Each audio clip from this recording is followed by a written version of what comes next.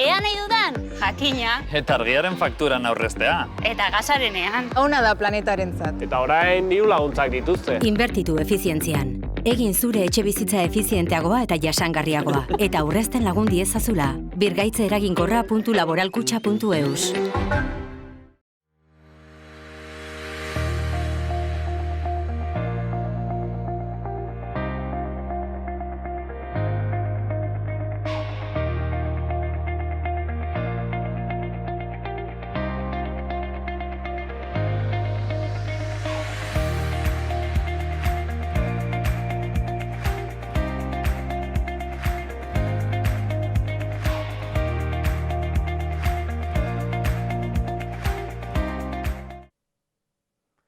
Kaixo eta ongi etorriak bertzegun batez unet magazinera, gaur otsailaren 8 dugu asteazkena eta gaurkoan baitere bi elkarrizketekin gatoz.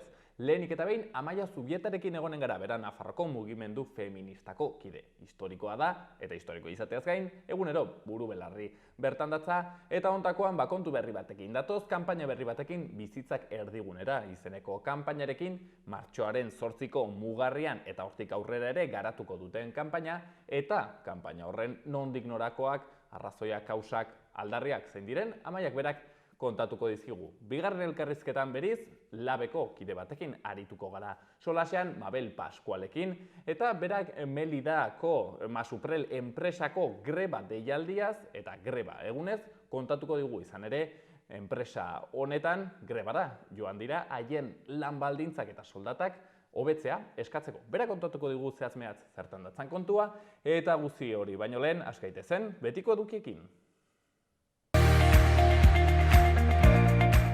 Lehenik eta behin, efemerideak. Otsailaren 8 zen 1682an. Salemen, Massachusettsen, mediku batek bertako bi neska agian sorginak izan zitezkeela esan zuen eta horrela hasi ziren Salemeko sorginei eginiko epaiketak. 1815 urtean Bienako kongresuan bildu ziren herri askok esklabo merkataritza bertan behera uzteko akordioa egin zuten. Eta 1921 Piotr Kropotkin, errusiar geografo eta pentsalaria hil zen mugimendu anarkistaren teoriko garrantzitsuenetakoa. 1963ko otsailaren 8an John F. Kennedy presidenteak Kubakin harreman ekonomikoak izatea debekatu zien herri guztiei. Kurtitzagun gaurko lerroburu nagusiak.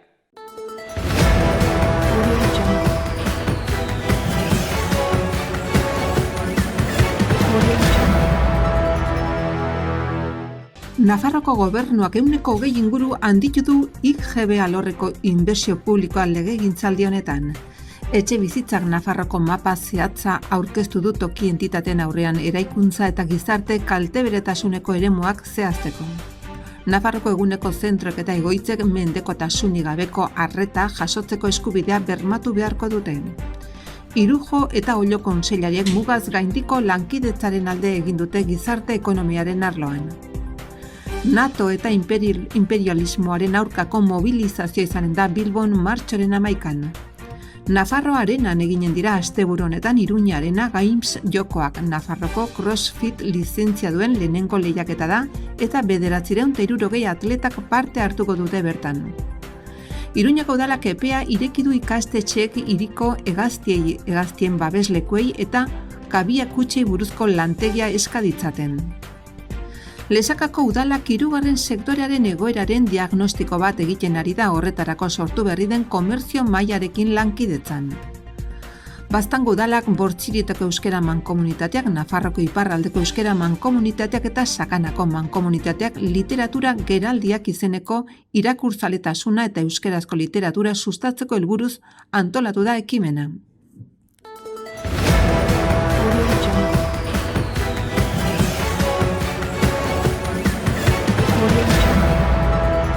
Ea zer dagoen agenda kulturalean aste honetan. Asteazkenean, Magiaren etxea filma eskainiko dute Atxaldeko Bortzetan, Patxi Larrañizar eskolan aurrentzako zinema eskaintzaren barne. Baita ere, Hiru Miru liburuaren aurkezpena Josu Jimenez eta Maite Ramosen eskutik. Nafarroako aurliburutegian atxaldeko 6etan izanen da. Eta odolekoak Anintxe Mendizabalen liburuaz arituko dira irakurle taldean. Emakumeek sortutako euskal literaturaz arituko dira Silvia Fernandez Bigera emakumeen dokumentazio gunea liburutegian, 6etan. Eta azken dantza maisua dokumentalaren proiekzioa eta solasaldia egileekin, Zaldiko Maldiko elkartean atxaldeko 8etan. Mikel Alvarez Bira produkzioak eta Izaskun Salazar eta Mikel Sarriegi Haurtzaka dantza taldekoak bertan egonen dira. Hortzegunean, Bertso Aroaren 32. edizioari hasiera emateko bertso jaialdia atxaldeko 7etan Nafarroako Antzerki Eskolan. Gai jartzailea Ainhoa Larretxea izanen da eta bertsolariak Anela Baka, Beñat Gaztelumendi, Etxaun Lekue, Julio Soto, Miren Artetxe eta Saio Alkaiza. Sarrerak 5 euro Nafarroako Antzerki Eskolaren webgunean salgai. Eta hortziralean, ipuin kontalaria Bentura Ruizen eskutik Artikako liburutegi publikoan atxaldeko 6etan. Baita ere, maitasuna baino handiagoa den sentimendu bakarra dago, antzezlana eskainiko dute Laban itzali telefonoak antzerki zikloan. Nerea Lizarralde oholtzara igoko da atxaldeko 7etan erantzun horixe ematera. Adriana Almedoren eskutik Txiki antzezlana Orkoiengo Gizarte Etxean atxaldeko 7etan. Eta dantzaren bilakaera Baxe Nafarroan hitzaldia Antxon Luku eta Jojo Bidarten eskutik.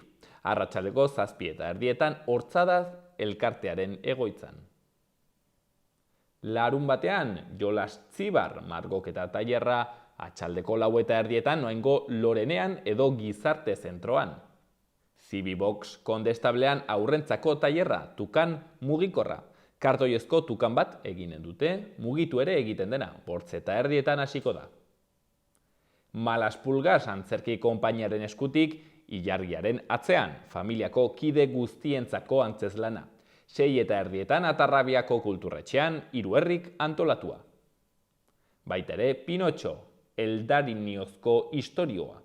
Kanti Bagandi konpainia italiar holandarrak, Carlo Collodiren ipuin gordina eta komikoa berreskuratzen du, eta arriskuz beteriko gizarte batean agertzen den izaki ezberdin baten istorioa kontatzen. 6:30 Baluarten. Eta gutun magiko bat magia saioa Sanduzelaiko Zibiboxean arratsaldeko 6:30 Itzal Magoaren eskutik. Eta igandean, Printzesa Ezkongaia aurrentzako filma eskainiko dute Sarrigurengo Oihanburu aretoan, atxaldeko 8:30. Igandeak Mantapean film zikloaren barnean Arantza Santestebanen film kutxuna ikusteko aukera izanen da. Le Marche des Femmes Aendai, 6:00 Laban. Aurkitu gabeko altxorra antzezlana Zirika Zirukusen eskutik Burlatako kulturetxean, atxaldeko 6:00. Zikoinak aurrentzako filma eskainiko dute Artikako kulturetxean atxaldeko 6:00. Eta Odei Magoaren eskutik Sentsazioak magia saioa Mutiloako kulturretxean 6:00. Aktualitateari errepasoa egunkarien azalak begiratuz.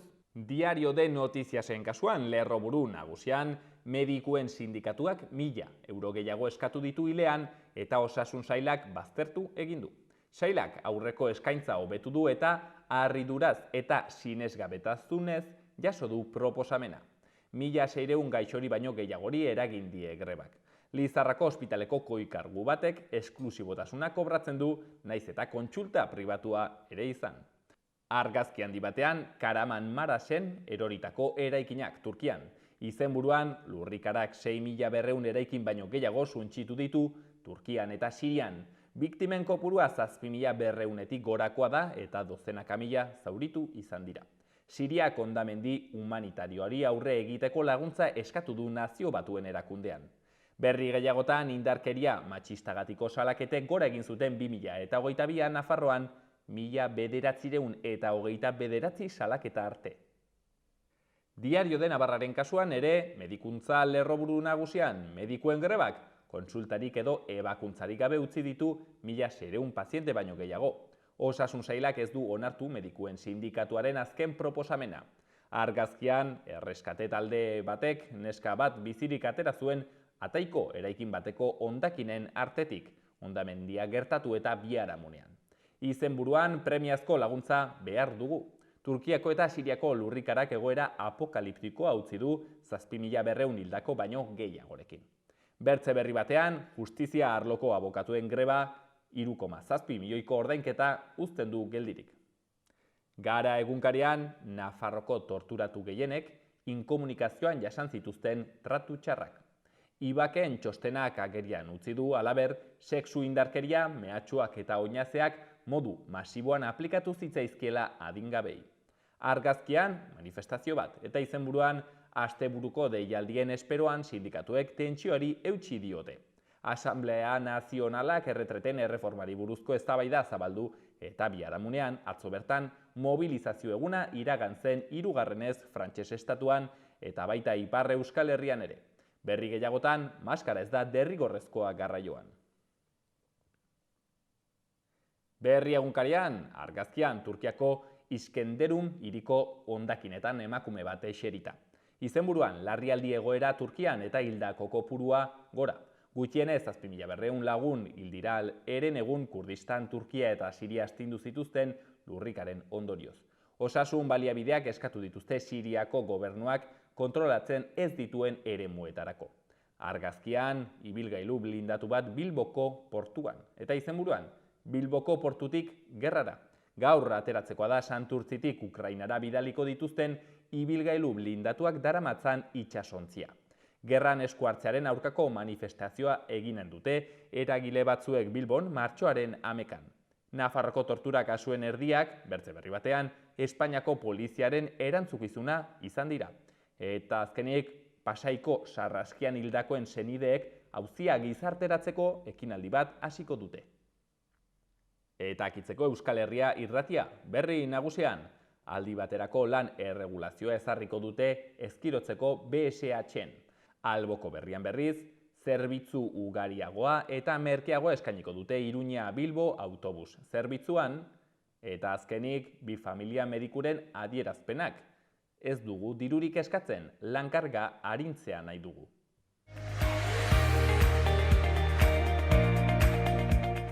Gaurko eta biharko eguraldia. Gaur giro eguzkitsua gailenduko da ipar partean eta hegoaldean, berriz, hodeiak ugariagoak izanen dira. Hegoaldean zerua tarteka hodeitsu ikusiko dugu eta ez da baztertzen Nafarroa hegoaldean bereziki euri apur bat egin dezakenik. Arratsaldean prezipitazio apur bat egin dezake Pirinioetan, elurkota 700 metroren bueltan izanen da. Ekialdeko haizea ibiliko da, Ebro ibarrean zakar ibiliko da goizean. Temperatura maksimoek gora eginen dute. Eta hortzegunean hodeiak ugarituko dira eta Kantauri isurialdean nabarituko da gehien bat. Bertan baliteke egunaren erdialdeko orduetan euri pitin bat egitea. Haizea aldakor eta ahul ibiliko da hasieran eta arratsaldean iparraldetik finkatuko da. Temperaturan ez da aldaketa handirik izango, baina jaitsi egin daitezke, batez ere minimoak barnealdean.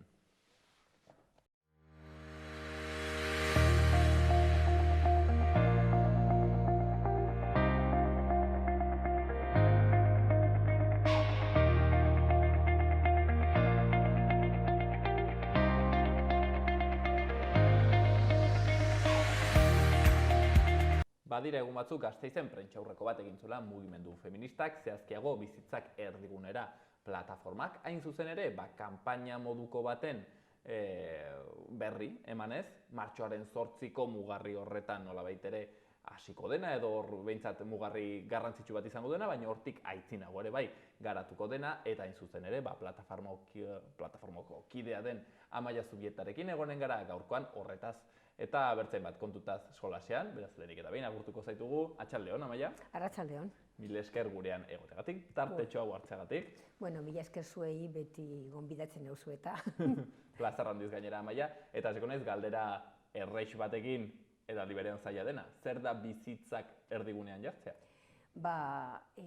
Aspaldidanik mugimendu feminista, ustez, hamarkadak esaten ari dela gure interdependenteak garela zaintza eta bizitza sostentzen duguna emakumeak garela, eta estanda egiten ez bada, esaten dela krisialdia, hitz egiten da krisialdi energetikaz, krisialdi mota askotakoak, baina bakarrik feministok hitz egiten dugun zaintzak krisialdia. Eta pentsatzen dugun gainera garrantzitsuena, izango ez bazen batzutan emakumeek bi kanpoan lan egitez gain etxean lan egin modu debaldek, baina baita ere doakoa. Baina baita ere azken hamarkadetan emakume migrante askok zaintzaz okupatzen dira eta familiak ordaindutak batzutan laguntzaz baita ere laguntza eskasak jasotzen dutela administraziotik, baina gehien bat emakume asko sostengatzen dutela modu irregularrean lanean, soldata eskasekin, eta haien esker ez duela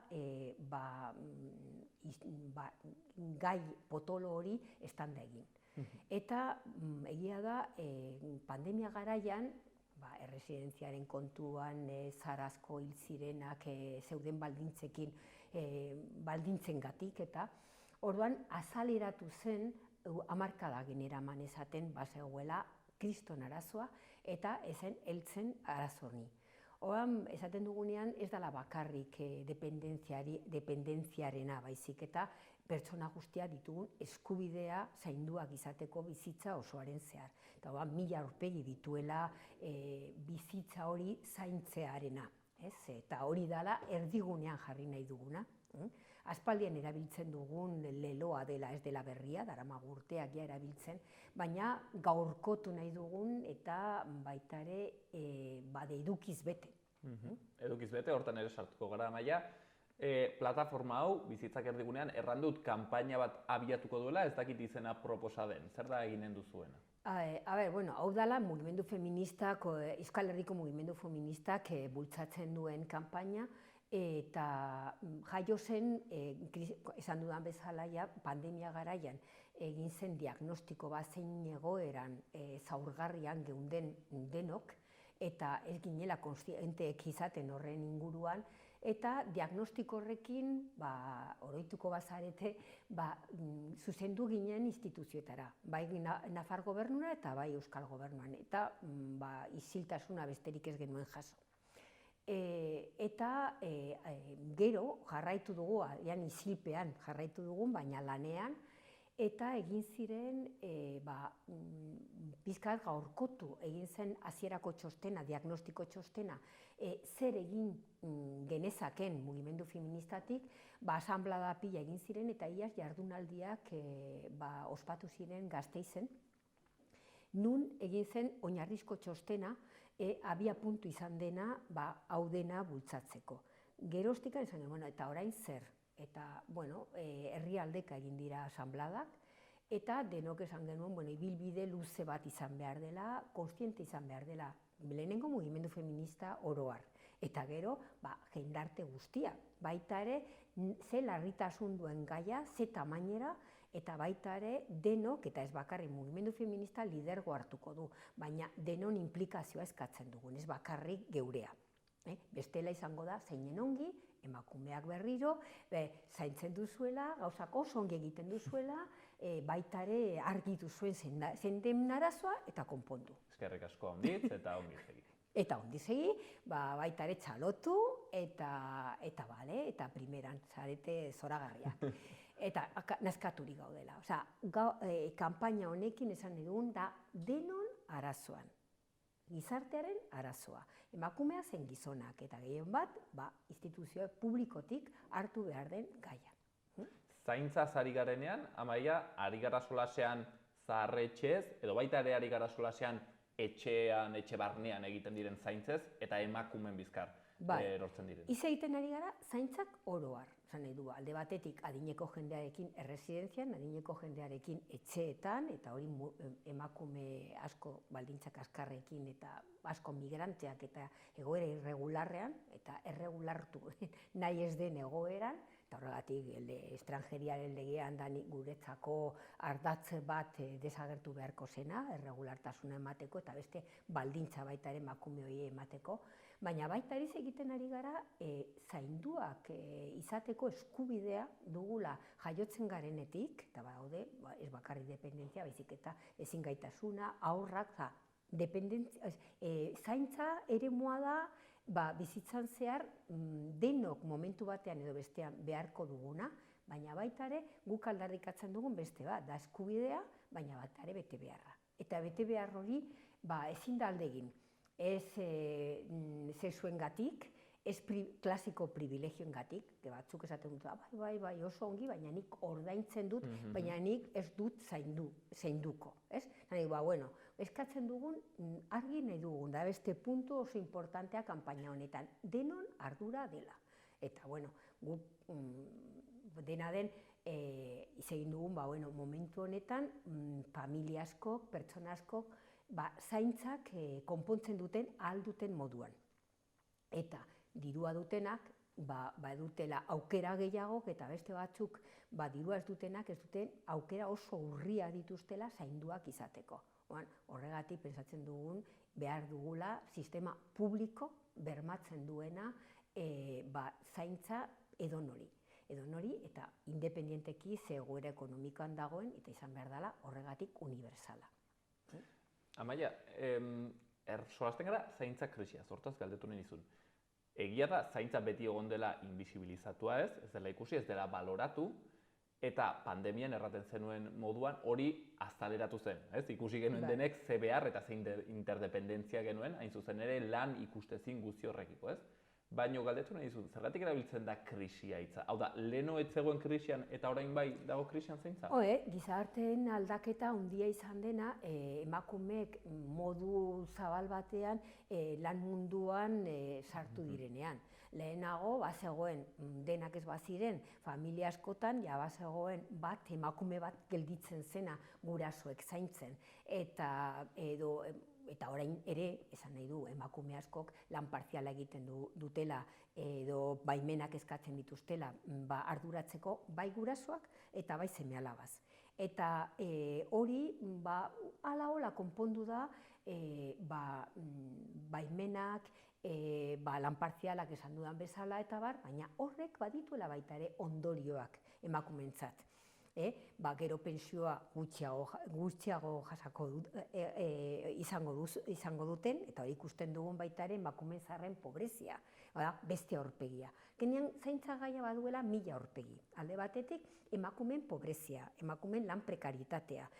Bazkutan lan prekario eta partzialak hartu behar dituztela, zaintza zama dutelako. Eta lan osoa egiten dutenak ere, etxera iristen direnean, eta korresponsabilitatea gizonezkoekin ez dagoenez ez da ere, badute lan zama, orduan lan bikoitza, hirukoitza, askotan, eta esaten dugunen denboraren disponibilitatea emakumena askoz gutxiago dutela gizonezkoa baino, ikerketa guztiak ala esaten dutela.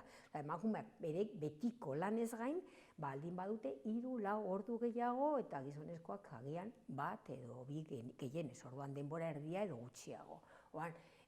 Hau korresponsabilitatea, arduraren banaketa oso urruti gaudela arduraren banaketaz. Eta hori izango zen beste ardatz, izan duguna, interpelazioa dagoela, zaintza publiko, sistema den inor usten ez duena, eta beste aldean ere, zaintza denoi dagokigula. Nolabait ere, labur biltzeko ez dakita ados egonen zaren. Badugu jendartean, gero eta zaintza karga handiagoa, populazioa zahartzen ari da. Zahartzen ari dela, eta bai. Aldi berean, badugu emakumeek badute denbora gutxiago, lan merkatuan sartu direlako, baino gainera segitzen du beti ere emakumeen bizkar eta invisibilizatua. Nolabait ere, hori izango zen laburpenean zaintza. Azken finean, zaintzarena esango nukela bi alde dituela. Invisibilizazioa, zuk esan duzun bezala, emakumeen lana ez da ikusten, eta jasangarria izan bada orain arte zaintzarena dela hori invisibilizatu egiten dena, hor dagoelako, eta beste aldetik merkantilizazioa. Eta orduan, merkantilizazioa, badakigula, erresidentziak privatizatu direla, funtsa putreak eta hola kasu askotan etekin ateratzeko besterik ez, ezagutu bitugu, baina beste aldera jarraitzen dugun begiratzen zen lan baldintza dituztela erresidentzia lan egiten duten emakumeak, soldata bajuak, dituzten ratioak zaintzeko izugarri handiak, nekatuak, naskatuak, eta ez dira egiten, ez? Eta momentu honetan denok egiten, egia dela lapurtzen ari direla baita ere feminismoen diskurtsoa. Goa markadak jartzen ari gara erdigunean ze arazoa dagoen honen inguruan, orain pandemia geroztikan denok egiten dutela, partio politikoetan, instituzioetan, zaintza, baina gero egia da oso urrat txikiak eman direnak eman badira. Eta jarraitzen dugun baliobiderik gabe, jarraitzen duguna regularizatu gabe zaintzan arduratzen diren emakumeak, jarraitzen dutela lan egiten duten erresidentzia soldata txikiak eta konbeniok nazkagarriekin, eta jarraitzen dugu makroestrukturak izaten eta ez pentsatzen beste modu zaindu behar direla. Eta honekin beste hanka izango zen ere. Ez dugu nahi ez da ere pentsatzea nola zainduak izan behar garela, baizik eta protagonismo eman nahi diogun zaintza behar dutenak. Esateko baita ere nola, noiz eta ze moduan zainduak izan nahi dutela. Hori nola ekartzen da praktikara, zer erran nahi du horrek? Honetan, bizka bat hitz egiteko nola gauzatu nahi dugun mobilizazioa eta mugimendu hau, pentsatu dugun oso diseinu plazo luzean, urte osoan ematea. Inflexio punto izango dela martxoaren 8an, eta honekin ja adostu dugu herrialde guztietan zentraltasuna ematea manifari gai honi, eta lelo berbera eramatea, eta baita ere irakurketaren komuna, baina beste aldetik luzatuko dugun udazkena edo negu arte prozesora metatzeko indar guztiak, alde batetik zaintza lanean ari diren kolektiboak, zaintza jasotzen duten kolektiboenak, ezin duenak, emakume zaharrak, pensionisten mugimenduak, denak bere ekarpenak egiteko prozesuari.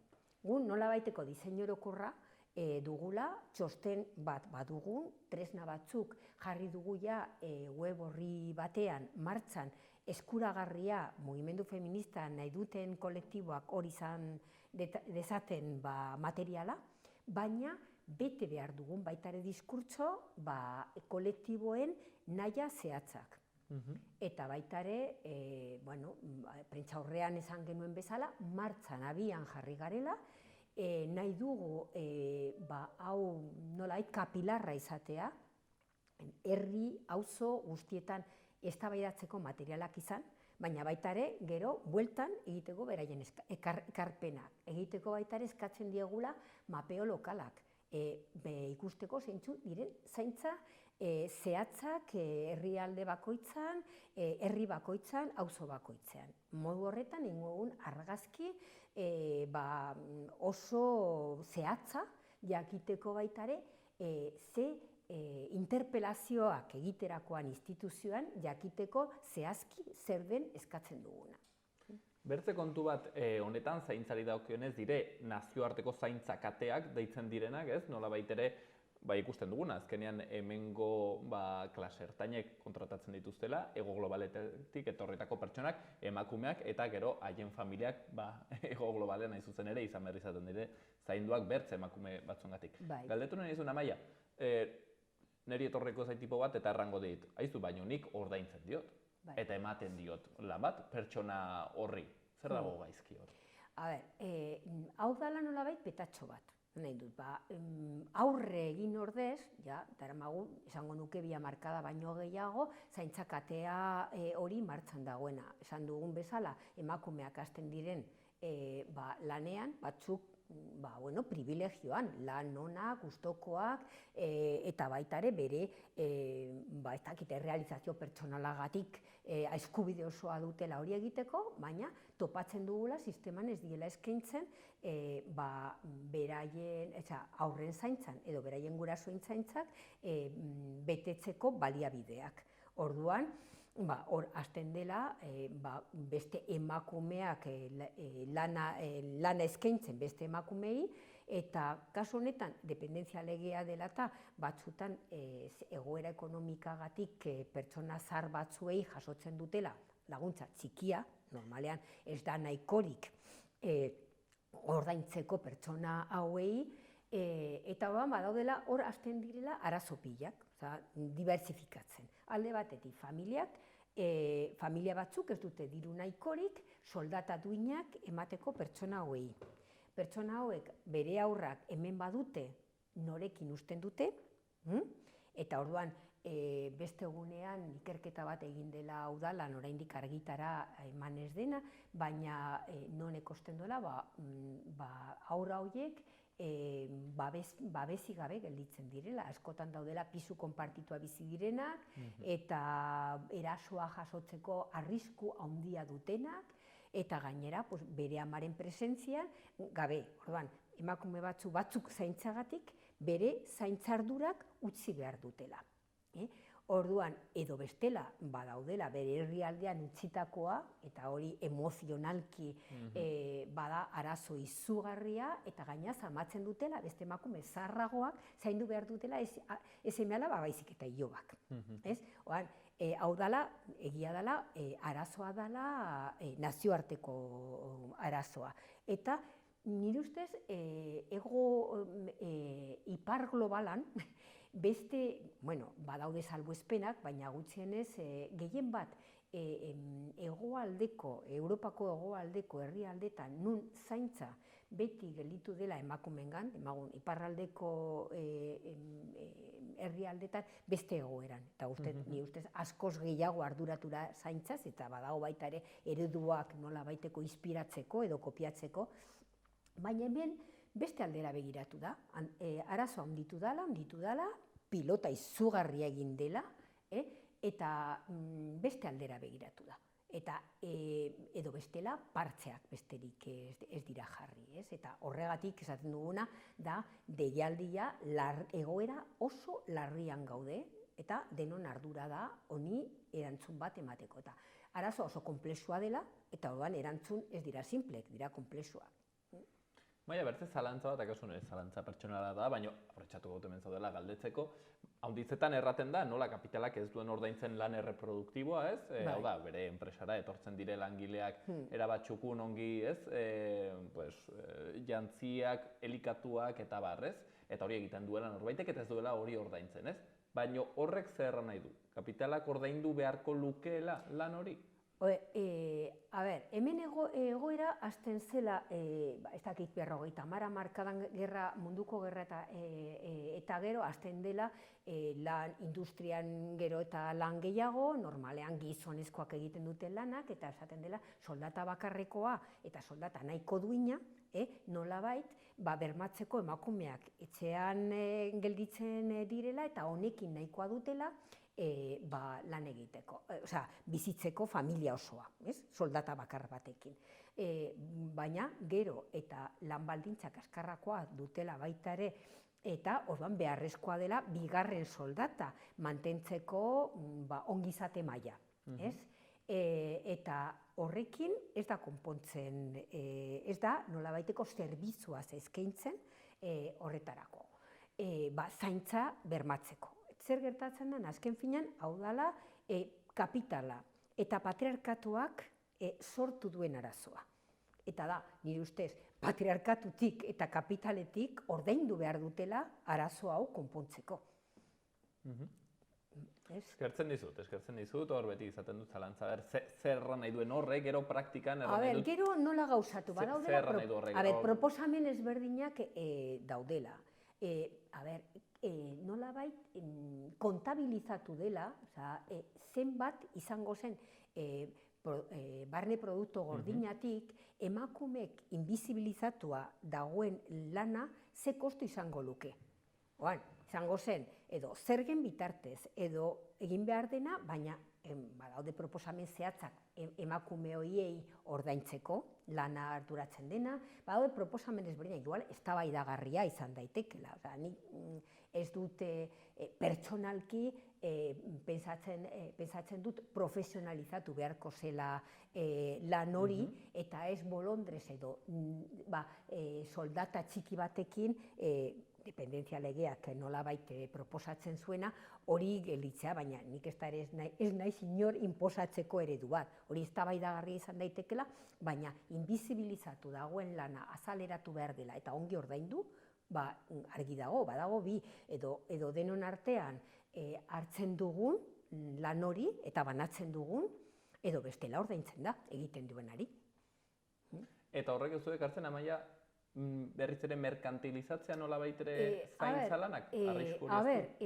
Merkantilizazioa deitzen diogu, zaintza lana egiten dionari gutxi ordainduta, etekin ateratzen dena. Merkantilizazioa dela residenzian gertatzen dena. Jasotzen dutela, zenbait emakumek jasotzen dutela 800 euro, 900 euro, oinarrizko soldata baino baxuagoak lanaldi oso orako, eta gero pribatuok, funtsak edo berdin dela zein, ateratzen dutela etekina hortikan, kobratzen dutela izugarrizko dirutza zainduak daudenak erresidenzietan, eta gero lan baldintzak askarrak dirua ateratzeko. Eta gainera, konplizitate instituzioarekin.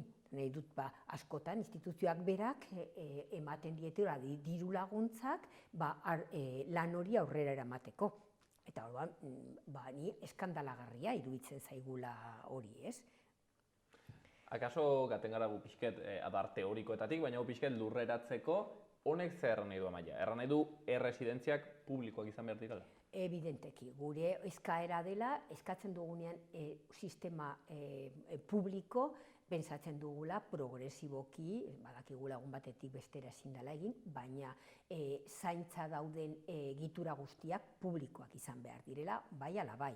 Eta eredu bakarra ez dela izan behar makroresidentziak, baita ere, izan daiteke residentzia txikiak, edo baskok nahi dutela zainduak izatea etxeetan, eta orduan zabaldu beharko zela etxeko laguntzak eta autonomiarako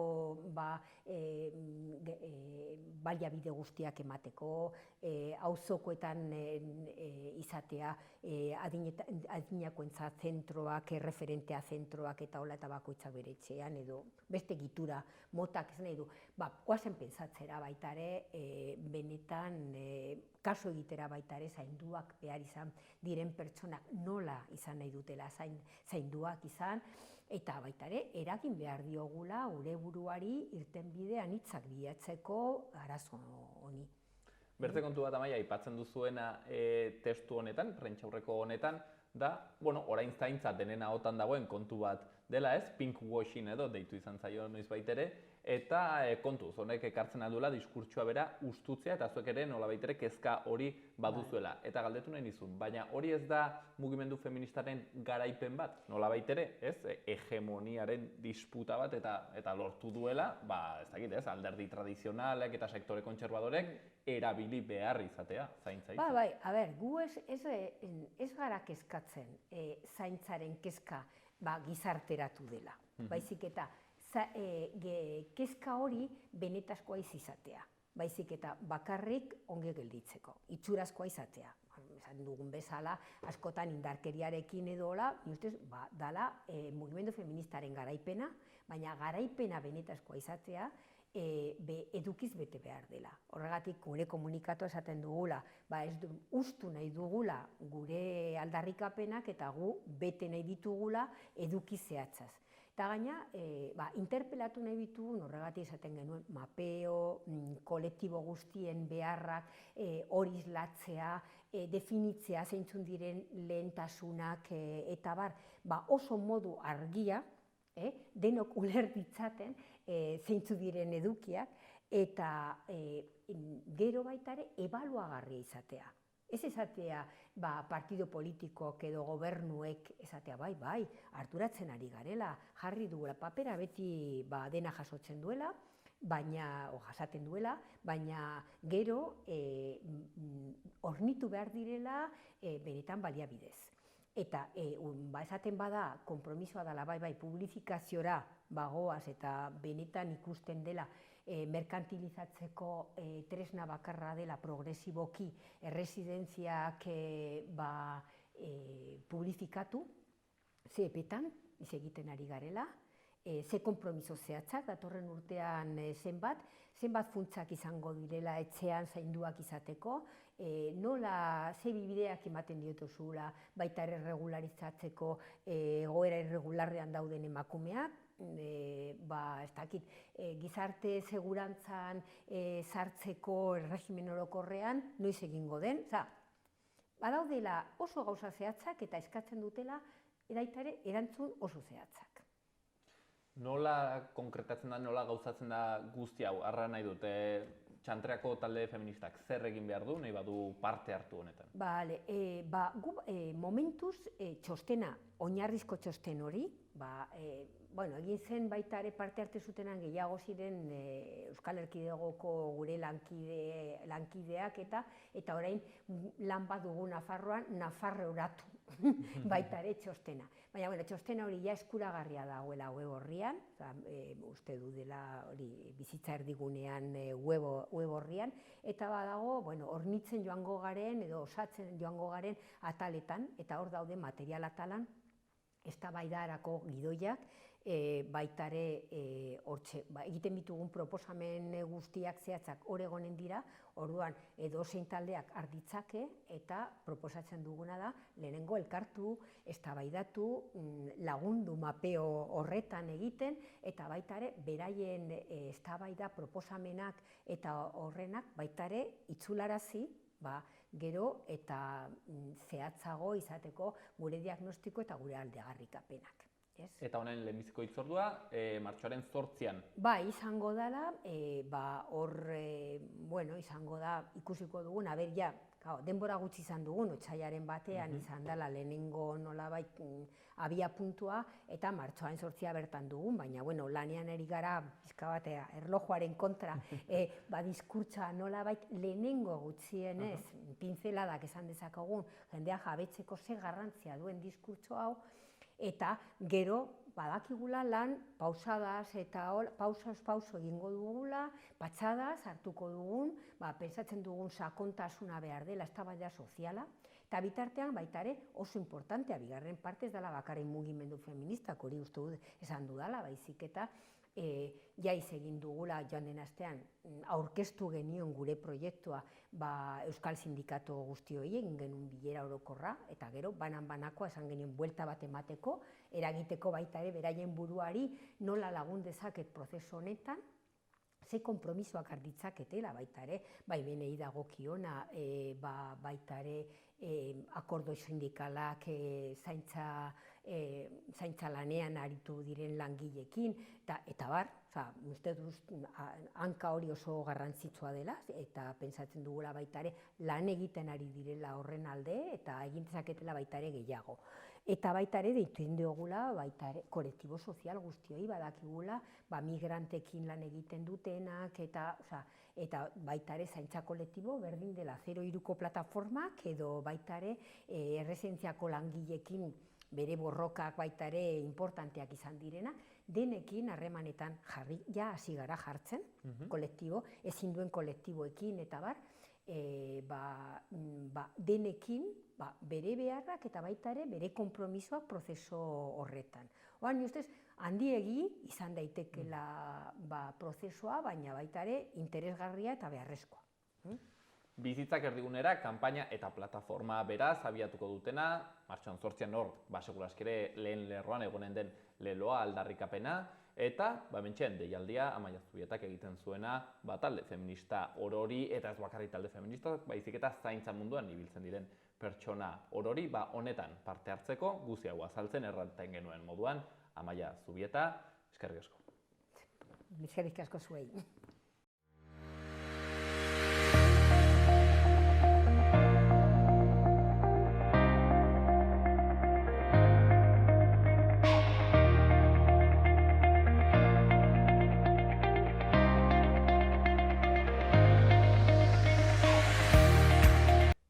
ditzagun baitere Iruñerriko udaletako albisteak. Eguesibarren, Fazeko gazte taldeak eta Eguesibarko udaleko gazteria eta berdintasun arloek Sarriguren BHIrekin lankidetzan ikastetxeko ikaslei zuzendutako zer esan nahi du zuretzat M8ak lehiaketarako deialdia egin dute. Entrega epea otsailaren 20an amaituko da. Modalitateak, kontakizuna, mikrokontaketa, poesia, saiakera, marrazketa, bideoa eta argazkia. Etxaurin, Etxauriko krosan izen emateko aurre inskripzioa kaleratu dute. Etxauri krosa 7 kilometroko lasterketa izanen da, menditik eta 433 metroko desnibela izanen du. Martxoaren 26an izanen da, goizeko 11etan. Iruña Navarra Arenak Pamplona Arena Games txapelketa hartuko du asteburu honetan CrossFit lizentzia duen Nafarroako lehen lehiaketa. Iruñeko udala lehiaketa honetan laguntzen ari da eta sarreraren bilketaren erdia Anfas elkartera bideratzen du. Horrez gain Iruñeko udalak epea ireki du ikastetxeek hiriko hegaztiei, aterpeei eta abiakutxei buruzko tailerrak eska ditzaten. Udal ekimena 2008an sortu zen eta ikasturte honetan ornitolan ingurumen zerbitzuek saguzarrei edo apo armatuei buruzko jarduerak ere emango dituzte. Eta azkenik, Iruñeko alkatea osasun mentaleko arazoak dituzten pertsonen mejorana elkartearekin bildu da. Gaixo horien sufrimendu psikosoziala aitortzearen eta tratatzearen alde agertu da elkartea, baina baztertu egin du gaixotasun gisa tratatzea.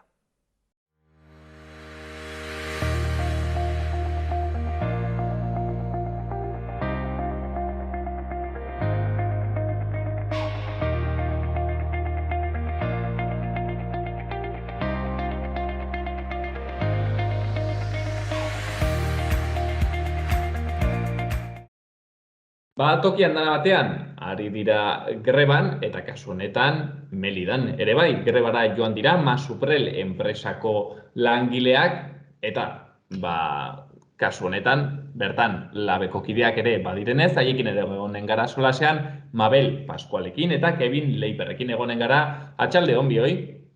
Aupa, gaixo, arratsaldeon. Arratsaldeon, Gorka. Bueno, lehenik eta behin galdetuko dizuet, hemen ezagutzen ez dugunontzat Masuprel enpresa hau. Zer da egiten duena, zein da bere jarduna, zurekin hasiko naiz, nahi baduzu Mabel. A ber, ez da Masuprel, Mesuprel baizik. Mesuprel, bai. Dago Melidan eta dago AN-ren barruan. AN da Agrikola Navarra, abikola sekzioan, eta egiten dutena da, dana oiazkoarekin, bai? Oiazkoak hiltzen dituzte, mozten dituzte, bandejetan jartzen dituzte, daude sesio desberdinak, eta beti egiten dute hilketa halal delako oiazkoak, eta, AN abikoalaren barruan, enpresa horren barruan, badaude lantegi pilo, eta haien artean dago bat dela Mesuprel, orain hitz egiten ari garen lantokiari buruzko. Nola baitere, Nafarroan zehar badituzte ere bai lantegi gehiago? Mesuprel ez. AN da bai, hori. Eta AN dago Melidan da eraikina, eta eraikinaren barruan badaude lantoki batzuk, eta haien artean dago Mesuprel. Mesuprel. Kevin, zenbat langile zari gara solasean? Gutxi gora bera dira 185 langile. Enpresa handia da. Mabel esan duena, Seviako subkontrata bat da. Eta, langile asko daude, eta hitzarmen estatala izan da. Eta pixka bat, arrakarra. Bai. Hortaz hain zuzen ere, galdetu nahi nizuen, orain, zein da, zegit, egoera, basikamente, zergatik joan dire kasu honetan langileak grebara?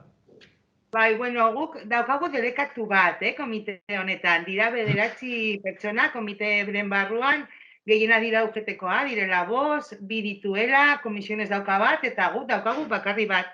Herribera zailagoa, ez, labentzat? Oso zaila da lan egitea, hola. Baina, bueno, saiatzen ari gara, eta daramagu urte eta erdi, denbora gutxi daramagu komite honetan. Eta, bueno, naiz eta denbora gutxi egon, pues nabaritzen da gaudela eta aldarrikatzen degula pues soldata duin bat, bai? Hauek dutena da lan hitzarmen estatalak, Kevin esaten duen bezala, eta da oso basua, oso diru gutxi kobratzen dute. Nafarroko lan hitzarmena ez dago, da matadero de aves y conejos, da lan hitzarmena.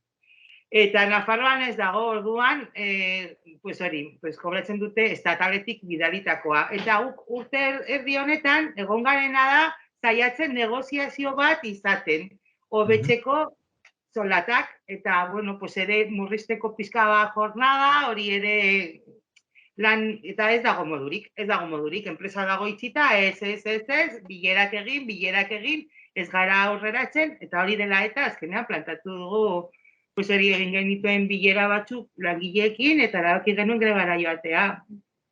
Kasu honetan, Kevin, erabateko adostasuna egon da komite horretan? Komite adostasuna egon. Bai, gutxi gora bera, bai, adostatuta dago. Osea, bai, komite osoa esan zuen, greba egiteko. Bueno, orain, pixka bat borrokatzen ari gara. Eta langileen aldetik ere bai, pentsatzen dut, irakurri dut nonbaiten, bueno, aski konten zinetela izan duen jarraipenaren gatik, ezta? Hau da, langileek izan dituzte presioak alde batetik, baino hala ere, hortzen, kalera atera dire. Bai, erantzuna izan da oso ona langileren alde. Eta dira, 190 pertsona.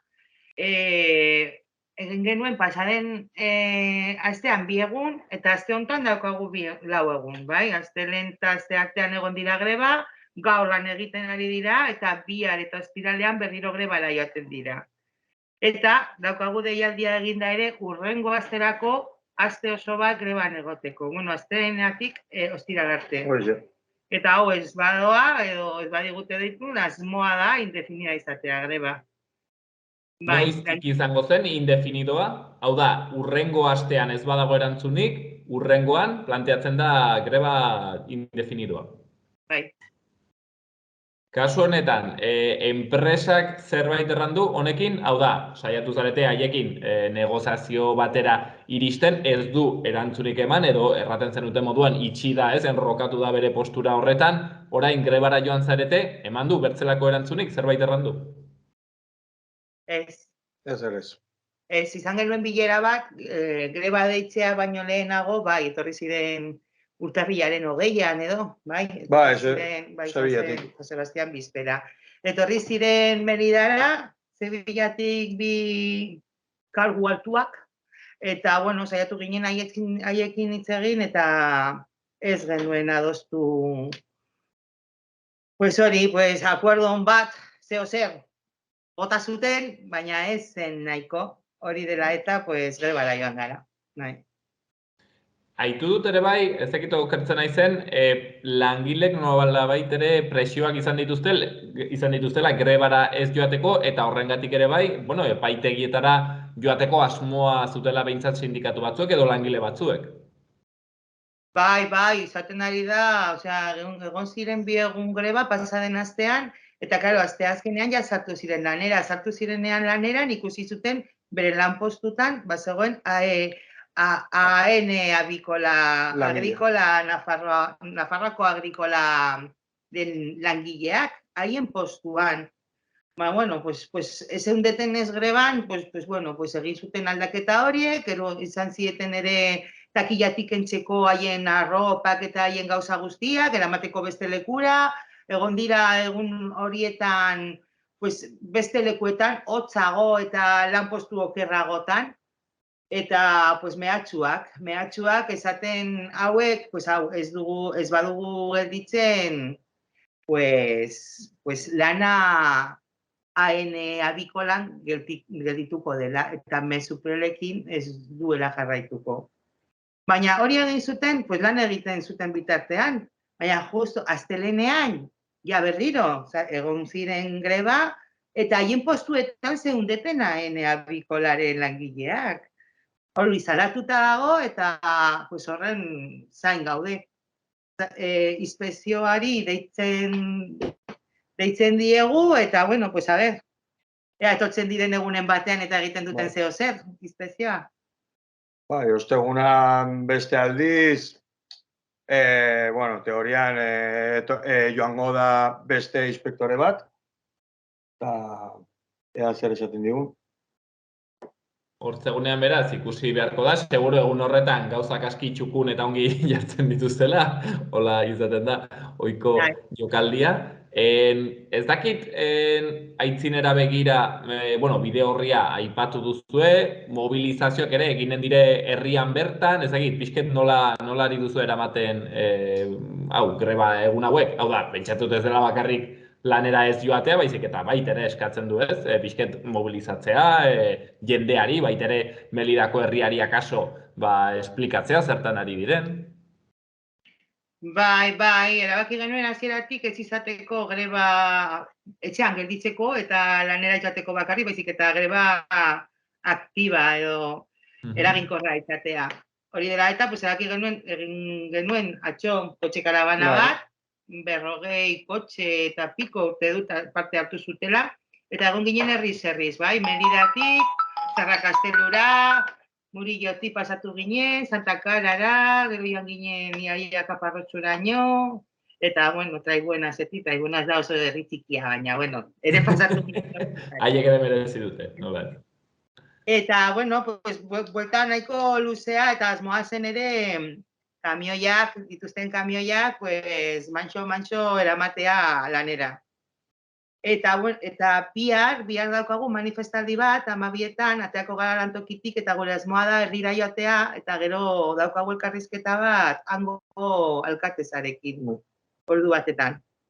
Nahi duguna da, pues alkatezaren, baimena, alkatezaren, pues ez dakit. Laguntza, nola esan, adhesioa, bai, langileekin izatea, edo...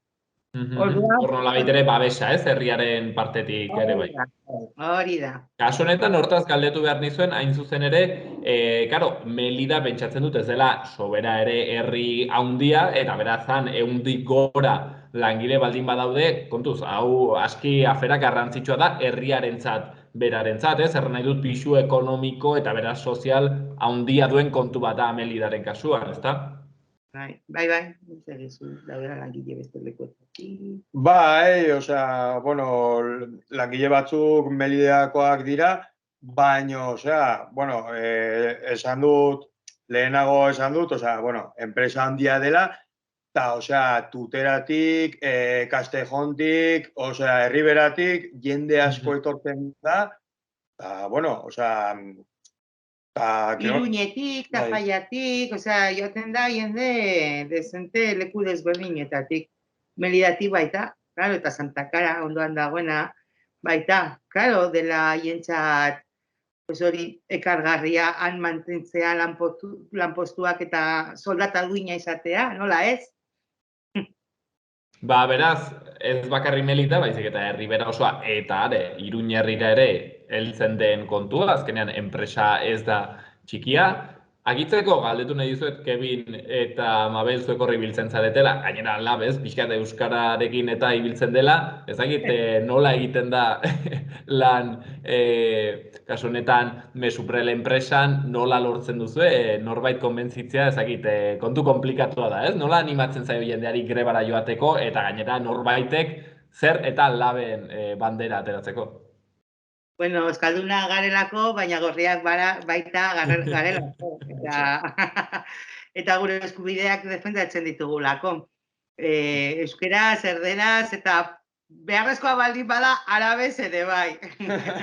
Naiz eta hango gehienak dira amerikatarrak, bai? Dira Latinoamerikakoa gehienak. Badaude ere. Arabiarrak ere bai. Arabiarrak direna, baina ia gehienak Latinoamerikakoak. Sumatzen dire, eta honekin bai isten dut, diferentziak edo oraingoz ez dago nola baitere austura garrantzitsurik gainerako sindikatuekin, UGT kasu honetan badu hor presentzia gehien, bueno, badire hor tentsioak edo oraingoz behintzat batasuna nahiko erabateko da? Pues, haindi batasuna, egiten dugu dana batera, saiatzen garelako pillo, kostatzen zaigu benetan, mantentzea, olako, pues hori, bateratasuna. Baina, gure ustez, hoberena dela langileen azkenean, bai, batasun horrekin jarraitzea eta mantentzea, baina ez dakit jarraituko garen, apurtuko dugun, edo ez dakit noiz arte egonen garen pizka bat olako lasaitasuna eta olako mantsotasuna, eta ez daukate ohiturarik hola ibiltzeko, bai? Daukate beste ohitura, ez dute ohiturarik borrokan ibiltzeko edo ez, nabaitzen da pillo, egon behar dezula pizka bat. Gehiago bulegoan, ez, negoziatu, sinatu bestea, bilerak gehiago. Dira sindicatos no son sindicatos de confrontación, dira de acuerdo. Ez dira gu bezala eta nabaritzen da. Langileak ere nabaritzen ari dira batzarretan gaudenean, diren gure leloak edo gu botatzen dugun ideiak eta gogoak eta baina, bueno, hola dago, nik uste dut abaldatuko dela, Eta jendea nik uste du gure ganetorriko dela, ez dakit. Nor daki, hemendik urte batzuetara, 5-6 urtetara, akaso, labek izanen du gehiengoa, Mesubrel enpresa hornetan. Oraingoz behintzat, greban aipatzen genuen moduan, hor egon dire egun batzuk, urrengo astean ere bai, segituko dute greba honekin, eta hor, ez badago akordiorik enpresaren partez, ez bada hitzarmena hobetzen, zer eta greba indefinitua. Beraz, pentsatzen dut izanen dugula zuen berri gehiago, hemendik gure eskerronak zuei gaur atxaldean hartzeagatik denbora hau, badakigu gainera aski liatuta zaudetela hor 1001 konturekin, beraz, mila esker, edabidei ere kasu egiteagatik, erraten genuen moduan, kasu honetan, Mabel Pascual eta Kevin Leiper, labeko kideak, eta guri kasu egiten. Mila esker onditz. Zuei, eskerrik asko. Eskerrik asko.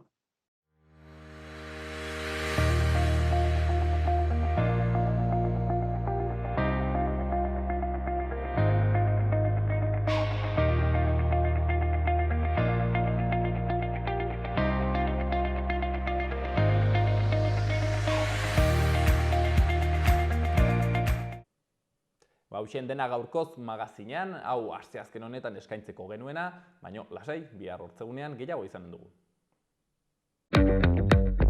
Ea nahi dudan, jakina. Eta argiaren fakturan aurreztea. Eta gasarenean. Hona da planetarentzat. Eta orain diru laguntzak dituzte. Inbertitu efizientzian.